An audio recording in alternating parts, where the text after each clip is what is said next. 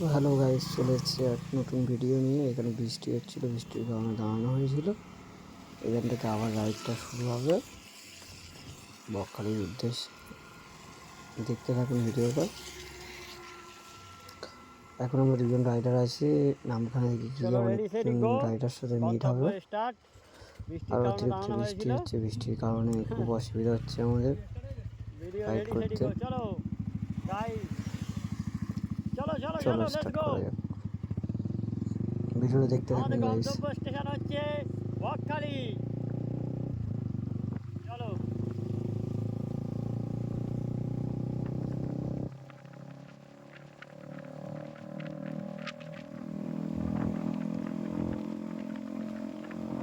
কয়েকজন আমাদের দেখে হাই করে দিল, ঠিক আছে। দেখতে থাকুন ভিডিওটা পুরো দেখে লাইক কমেন্ট শেয়ার করবেন, ঠিক আছে। বৃষ্টির জন্য যেখানে সেখানে দাঁড়াতে হচ্ছে।